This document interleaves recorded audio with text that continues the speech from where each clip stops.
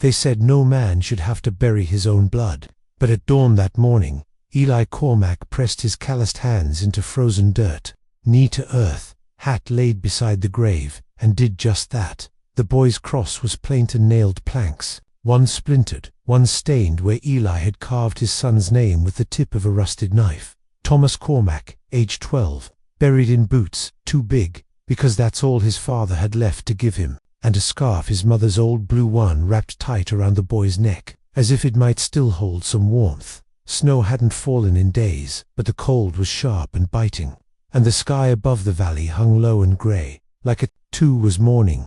Beyond the little hill where Eli stood, the world stretched out quiet, just pine, frost, and the long breath of wind curling through the canyon. Not a soul in sight. That's what Eli thought. He stood there a long while, not speaking, just watching the last of the smoke from the fire drift toward heaven like some lost spirit. Then he heard it, the creak, like leather shifting, slow footsteps through snow. Eli turned, expecting maybe a coyote, or some rancher strayed too far from town. But what he saw made his breath catch. There, standing at the far edge of the grave, was a figure wrapped in a tattered coat, a wide-brimmed hat pulled low. Their face was hidden, but their boots, he noticed, were wet, like they'd walked a long way. In their gloved hands was a bouquet of wildflowers, half frozen, out of season. "Who are you?" Eli asked, his voice rough from hours of silence. The stranger didn't speak at first, just stepped forward and knelt beside the grave. They set the flowers down gently, then stood. "I knew him," the voice said, quiet, soft, feminine, tired. "Not the way you did, but enough to come." Eli squinted. From town, a pause. Then, further than that, he didn't ask more. Not yet. There was something about Hertha's stillness, the way she carried sorrow like she'd had it longer than him. He couldn't bring himself to push. She looked at the grave once more, then back at him. "You built the cross yourself?" Eli nodded. Didn't have much else to give. She reached into her coat and pulled something small from her pocket. A wooden horse, hand-carved edges, smoothed by time. She placed it near the flowers, not saying a word, then turned to walk away. But before she reached the tree line, she said, "I'm staying at the old mill cabin down the creek, just a night, if you want to talk." And then she disappeared into the woods. Eli stood still, his breath fogging the air. He looked at the toy horse by the grave. He didn't know how she had it. Tommy had lost that piece years ago, back when his mother was still alive. It was the first thing Eli had ever carved for him. His hands trembled not from the cold. He had questions, and maybe, just maybe, he wasn't as alone in the world as he'd thought. Grief carves out a space no one else can fill, but sometimes someone unexpected shows up at its edge. If this story has stirred something in you, share your thoughts in the comments. Who do you think the woman is? Tap follow to see where this quiet, snow-covered journey leads next. The creek was half frozen, its waters whispering beneath a glassy skin of ice, winding down past the hills where deer moved like ghosts. Eli hadn't walked that way in years, not since his wife died, not since his boy had stopped asking to fish but that morning. He followed it. His boots crunched through snow as the sun rose behind the clouds, casting a pale orange glow across the ridge. In his coat pocket, his hand curled around something warm, the folded scrap of paper he'd found tucked beneath the wildflowers at Tommy's grave. No name, no note, just one word written in small, careful script: "Sorry." By the time he reached the old mill cabin, the light had shifted gray again, and the first flakes of a soft snowfall began to drift down. The cabin was just as he remembered from years back: tilted porch, chimney patched with river stones, door hanging stubborn on one hinge, but smoke curled from the stovepipe, and behind the frost-glazed window, a figure moved. He knocked once. The door opened halfway. She was there, the woman from the grave, her hat now off, hair tucked messily behind her ears, face pale, marked by travel, but her eyes green wide, weary, met his like they'd been waiting. "You came," she said, voice no louder than a breath. "I got questions," Eli replied, "and you look like someone with answers." She opened the door wider. Inside, the fire snapped softly in the hearth. A tin pot boiled faintly on the stove, and across the room, sitting on the wooden table, lay something Eli hadn't expected: a framed daguerreotype photograph, faded, curled at the edges, of Tommy, smiling younger, holding the wooden horse he thought long lost. Eli's breath caught in his chest.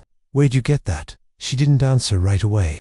She poured coffee into 2 mismatched tin mugs, slid one toward him. "My name's Claire," she said, hands around her cup like she needed its heat more than he did. "And I used to know Tommy. Not long, just enough to know he didn't deserve what the world gave him." Eli stared at the photo. "How?" She sat down across from him, voice gentle. "2 months back, I was passing through Law Ridge. There was a boy out by the freight yard, cold, hungry, asking after a man with a scar on his chin and a leather hat." "That your hat?" Eli touched his brim, nodded once. "He said his PA worked the canyons. Said he ran off 'cause he didn't want to be troubled no more." Eli's throat closed.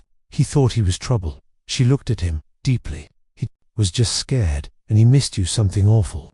Eli didn't speak. The silence stretched like a shadow between them. "He stayed with me a few days," Claire continued. "I gave him the toy back. He said you'd carved it, but he'd lost it years ago. Found it in my travel trunk. Don't know how. Guess some things find their way home." Eli's fingers clenched.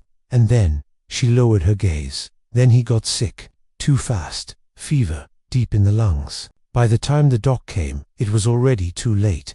I buried him as best I could, but it didn't sit right leaving him there alone. I wanted him back where he belonged, so I brought him." The room was quiet but for the fire. Eli looked at the photograph again. His jaw tightened, then softened. "You carried him ... all that way." Claire nodded. "I owed it to him, and to you, even if you hated me for it."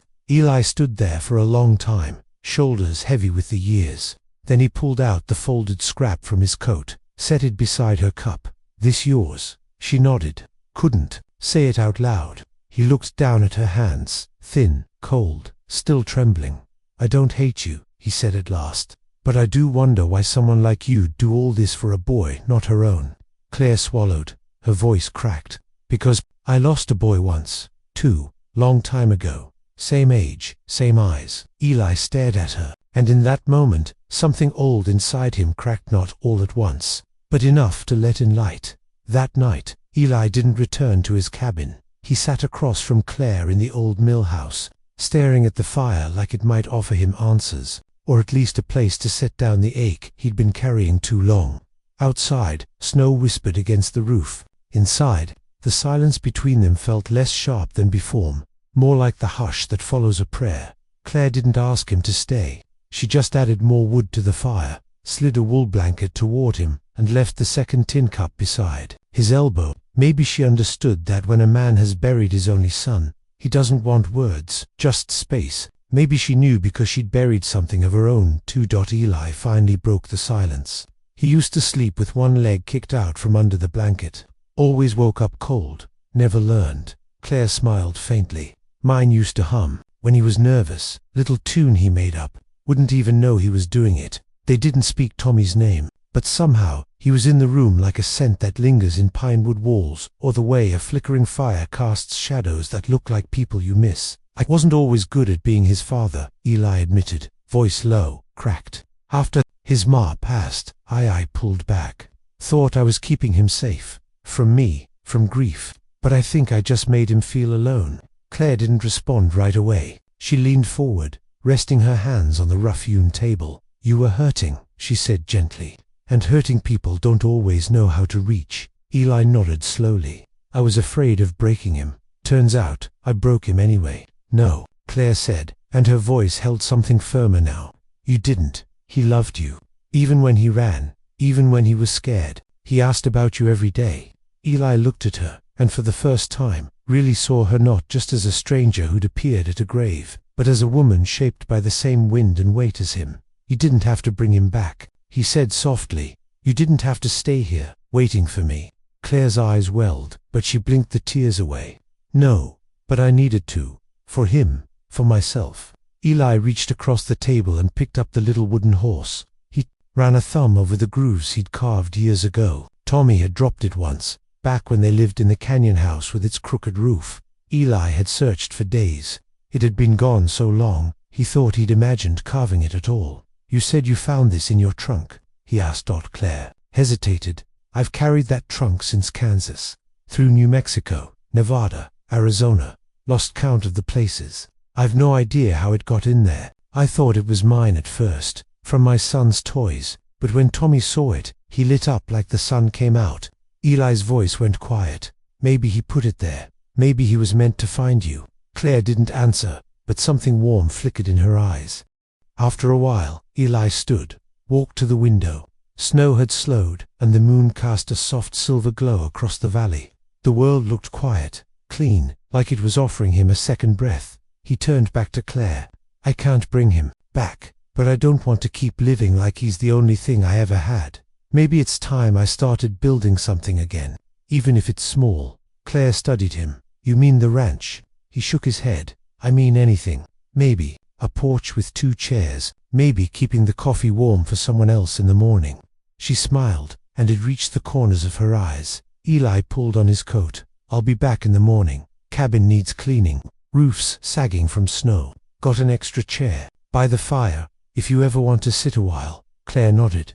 I might. And as he stepped out into the stillness of the snowlit woods, Eli Cormack didn't feel hollow anymore, just quiet, like something inside him had stopped falling. By the time Eli returned to his cabin, the wind had calmed, and the snow had settled like a soft blanket over the earth. His old mare, Daisy, stood in the lean-to, tail twitching, steam curling from her nostrils. She gave a soft snort when he passed, like she hadn't seen him in weeks, though it had only been a day. Inside, the place felt smaller than he remembered, colder too, not from the temperature, but from the stillness. Tommy's boots still sat by the hearth, toes pointed slightly inward, like the boy had just slipped them off and run out for kindling. A worn scarf, blue and frayed, hung on the nail by the door.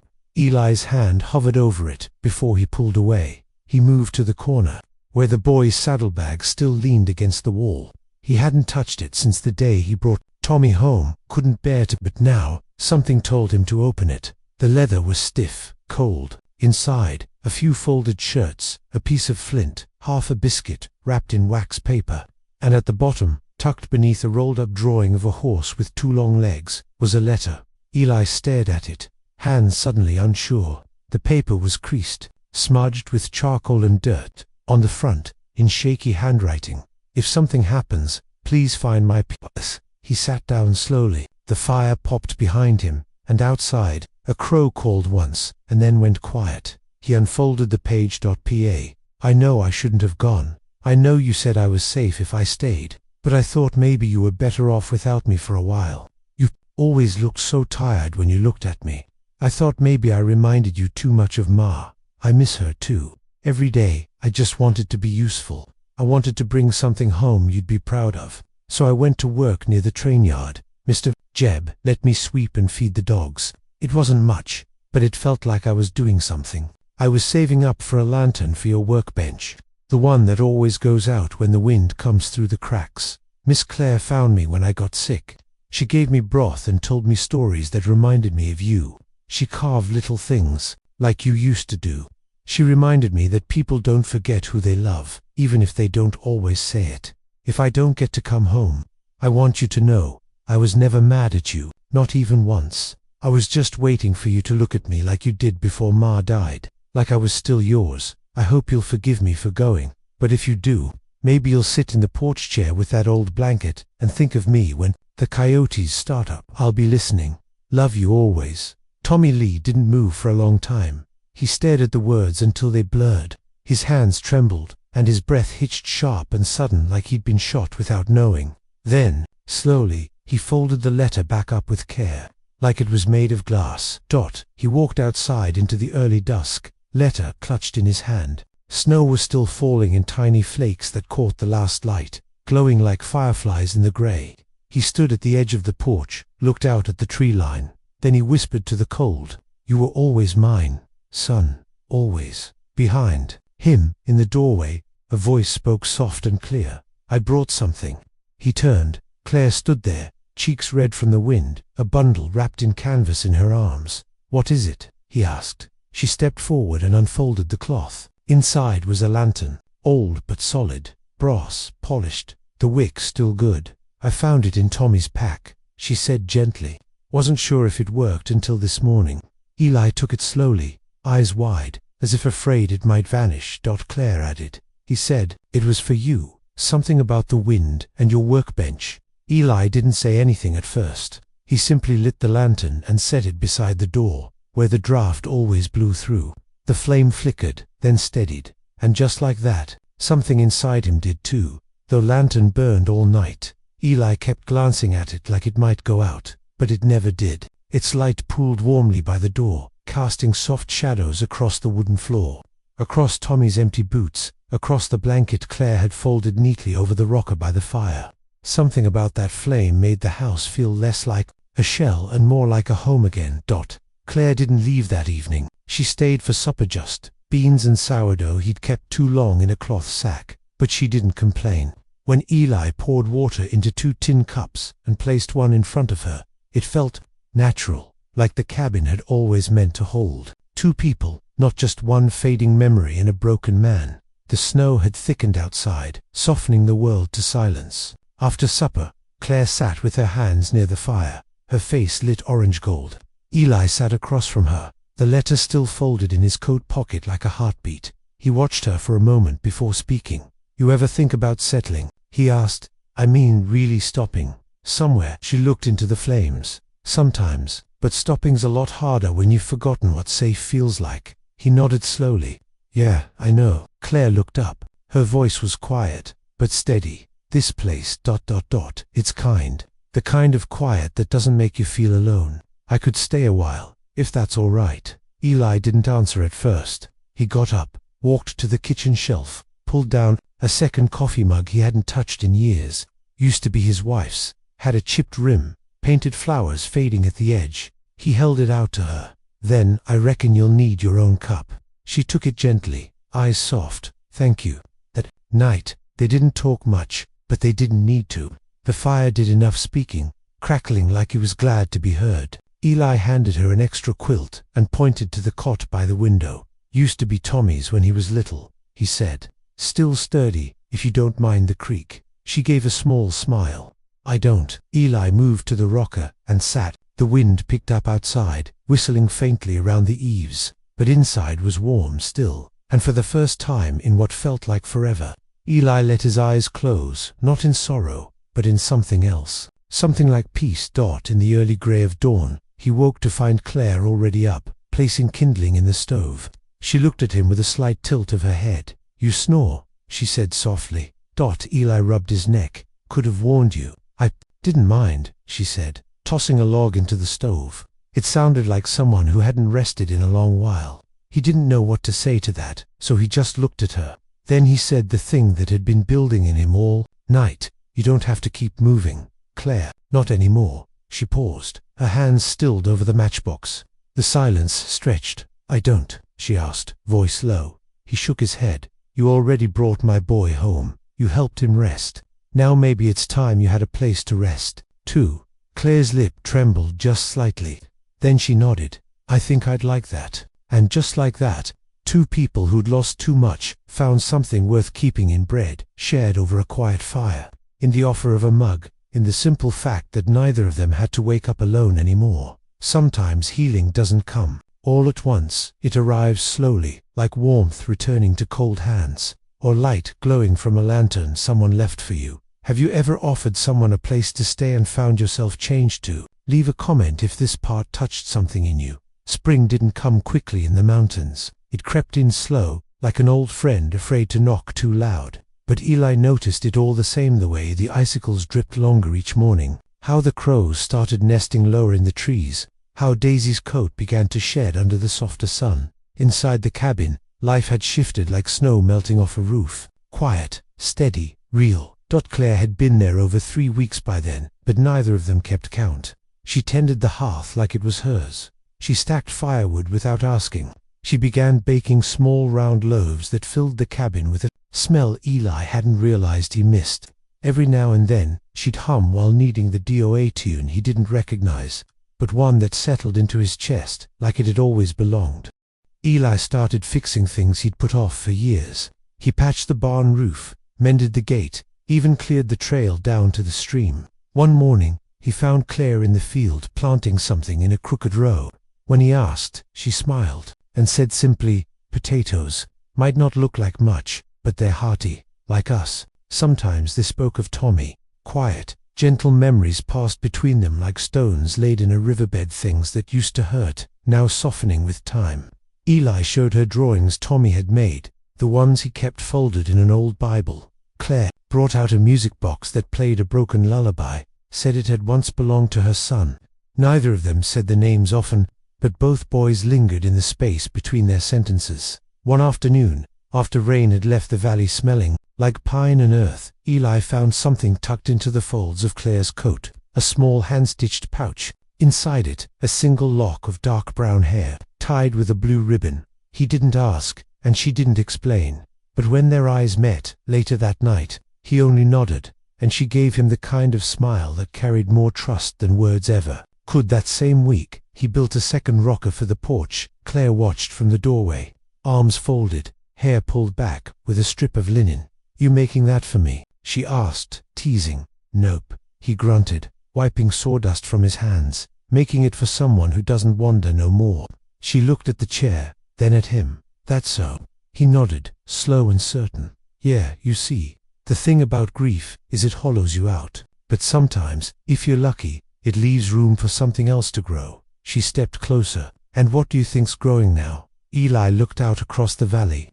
The trees swayed in the breeze, the world gold and green and quietly reborn. "Something that stays," he said. "Something with roots." That night, they sat side by side as the sun sank behind the ridge. 2 chairs, 2 mugs, 2 people who'd carried sorrow like shadows and now shared it like light. And when Eli reached over, slow and careful, and let his hand brush hers, Claire didn't flinch. She just turned her palm up and held on. No big declarations, no promises wrapped in ribbon.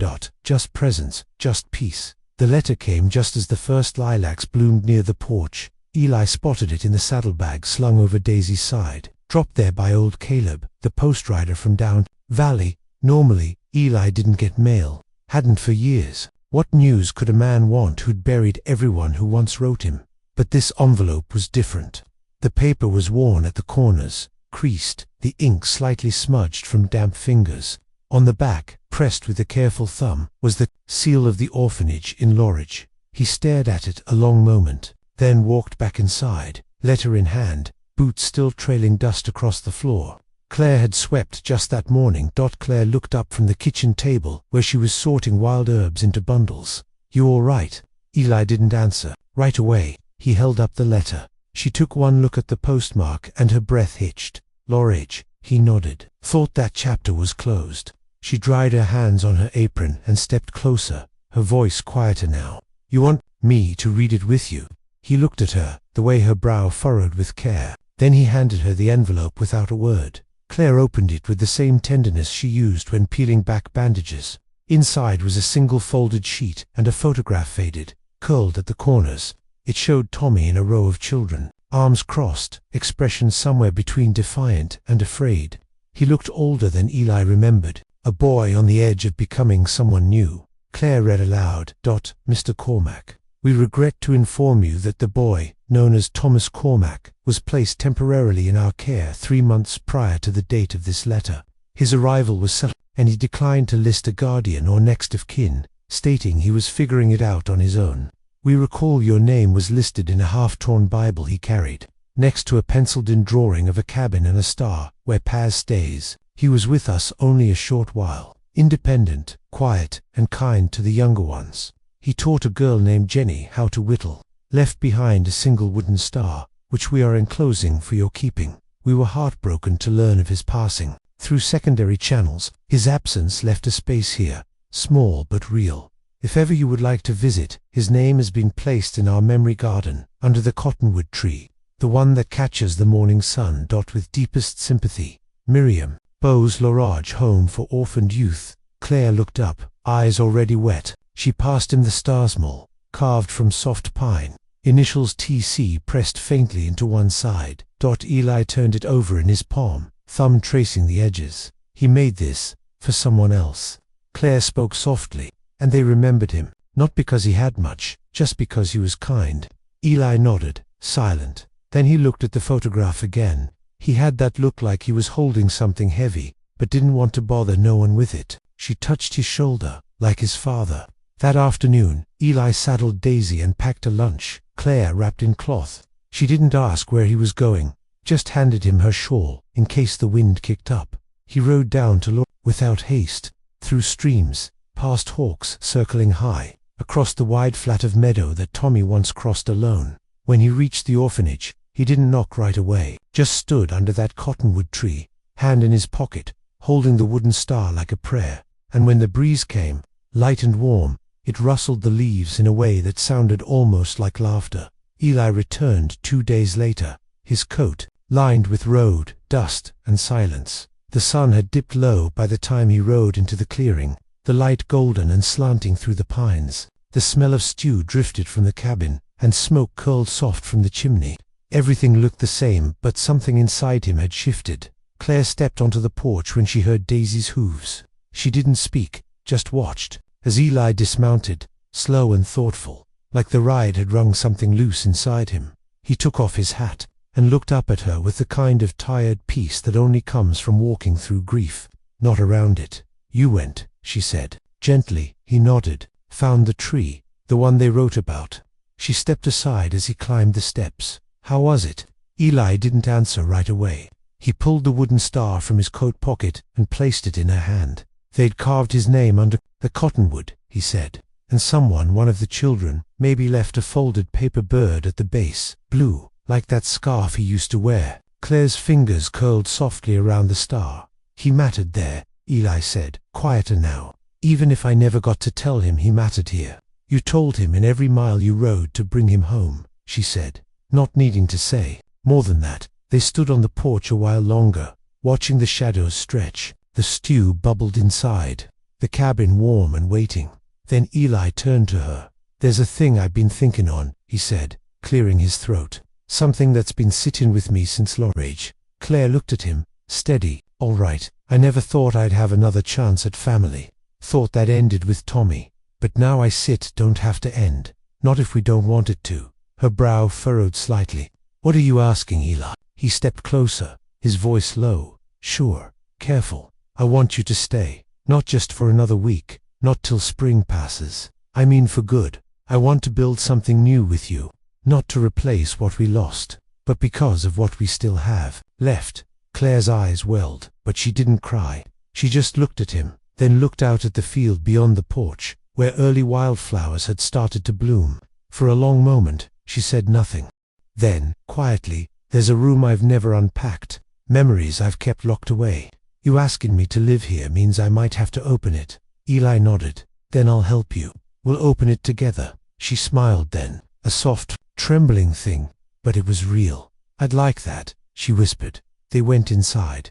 The stew was hot. The table was set for two. And that night, for the first time in a long, long while, both of them unpacked something. Claire placed a faded photograph of her son beside Tommy's drawing on the mantel. Eli hung the wooden star by the window, where the light could catch it every morning. No vows were spoken, no promises carved in stone, just a question asked and answered with a shared bowl of food, a second chair never empty, and the quiet beginning of something whole. Spring had been kindent. It wasn single quotes T. One morning, clouds rolled in low and dark, like a warning whispered through the trees. By afternoon, the rain came heavy, relentless, soaking the valley in a way that turned quiet creeks into roaring rivers. Eli had seen flash floods before. He knew the sound of water rising too fast, of earth giving way beneath your boots. But this time, there was something different. This time, there was someone beside him worth protecting. Claire stood at the kitchen window, watching the sky weep. "The ridge trail's already washed out," she murmured. "If it keeps going like this, the lower fence line'll go to." Eli nodded, grabbing his coat. "I'll ride down. Check the floodplain. See if the levee's still holding." She stepped toward him. "I'll come." He paused at the door. "You're sure?" Claire reached for her shawl.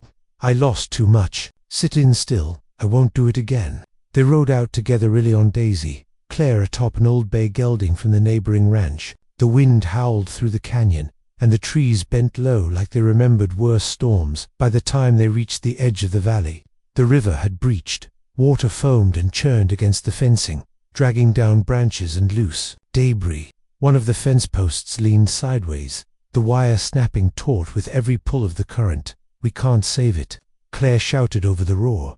Eli narrowed his eyes. We don't have to save it all, just what matters. He spotted a small wooden bridge farther down, narrow, makeshift, and now straining against the pressure of water beneath it. Beyond that bridge was the old grain shed. Not much used these days, but inside hung a photo of Tommy's first harvest. Eli had kept it there, never moving it, not even when the building started to lean. He started toward the bridge. Claire caught his sleeve. No, it's just a photo. But he looked at her, eyes calm. It's his. The last one I ever took of him, smiling. He stepped onto the bridge. Claire's breath caught. The water surged beneath, and the first plank cracked under his heel. She wanted to scream, wanted to stop him, but she didn't, because she understood. Some things were too full of love to leave behind. Eli made it halfway before the river surged harder. Then came the groan of timber. The plank under his foot snapped hand in one swift motion. Eli dropped to one knee, gripping the side rail. Eli, Claire shouted, already moving. He pulled himself up, soaked, shaking, heart pounding like hooves on hard earth. But he kept going. Reached the shed, kicked the door open. Inside, everything was damp, half-tilted, but the frame still hung on the wall. He grabbed it, wrapped it in his coat, and turned back. The bridge was worse now. Water lapped at the sides. Claire stood at the edge, eyes wide, jaw clenched. Don't be a damn hero, she yelled. Eli gave a crooked smile. I'm trying, real hard not to be. He stepped carefully, slowly, one board at a time, and when he reached her, Claire grabbed him by the collar and hauled him close. I swear, she muttered, voice shaking, you scare me one more time like that, I'll leave your boots out in the rain and your coffee to burn. Eli laughed, winded. Deal. They rode back as the rain slowed to a mist. The cabin was still standing, fire still warm. Eli unwrapped the photo and set it on the mantel, beside the wooden star and Claire's faded music box. Claire lit a lamp, then stood beside him. You went back for something fragile, she said. Eli nodded, because sometimes that's what matters most. Summer settled into the valley like a long, gentle exhale. The rivers calmed. The earth dried. Wildflowers returned to the ridge above the cabin, and the garden rose Claire planted in the thaw bloomed in soft greens and early gold. Potatoes pushed their leaves through soil. Bees hummed low in the clover. Peace, at last, had command stayed. Eli woke each morning before the sun, not out of habit, but out of choice. He'd sit with a mug of coffee, Claire beside him in the rocker he'd built just for her, and watch the world come alive. Sometimes they talked about dreams, about the boys they'd lost, about what might still be ahead. Other times, they just listened. To the birds, to the wind, to each other's breath. One morning, late in July, Claire handed Eli a small bundle wrapped in blue cloth. What's this? He asked. Open it. Inside was a tiny leather-bound journal. On the first page, a sketch of the cabin, the porch, the chairs, and under it, in Claire's tidy script, this is what stayed. He turned the page. Sketches, notes, a pressed daisy from the edge of the field, a short poem about potatoes that made him chuckle out loud, and, at the center, a folded paper bird, the one from Tommy's memorial, under the cottonwood tree. Eli closed the journal gently, emotion rising like spring water in dry ground. You made this, he asked. Claire nodded. For us, so we don't forget what we built after everything else was gone. Eli placed the journal next to the photo of Tommy, next to the wooden star, next to Claire's music box, a quiet altar to the lives they'd loved, and the one they were still building. That evening, they rode into town for the first time together, just a supply, run flour, salt, new boots. But it felt like more. Folks on the boardwalk stared a little, then nodded. A few smiled. One old widow even tipped her hat and said, "'Bout time someone gave that man something to live for." Claire only laughed. Later that night, back at the cabin, Eli stood by the porch rail watching the fireflies blink across the field. Claire came out with 2 cups of coffee and handed him one. "I ever tell you I stayed at first 'cause of the quiet?" she said. He shook his head. "No," she smiled. "I stayed because you looked at me like you saw me. Not just the woman who buried a son. Not just the stranger who showed up at your boy's grave. Just me." Eli turned to her, voice soft and certain. "You gave me something too. A second chance. A reason not to sit and wait for the past to bury me alongside him." The wind picked up gently. The stars blinked awake. Inside, the lantern by the door still burned. Eli never let it go out. They sat down in their rockers, shoulders brushing, eyes on the night. Neither said a word. They didn't need to, because when two people have known real laws and still choose to stay, to build, to love, that silence speaks louder than anything else. And long after the coffee cooled and the crickets quieted, the porch light stayed on. Not for safety, but for belonging. Some stories don't end in thunder. They end in light left on, in quiet chairs built side by side, in love that rises slow and stays steady. If this story gave you something, peace, hope, maybe just a breath you didn't know you needed, tell me below. And if you'd like to see more stories like this, about healing, home, and second chances, stay with me. I'll keep the porch light on.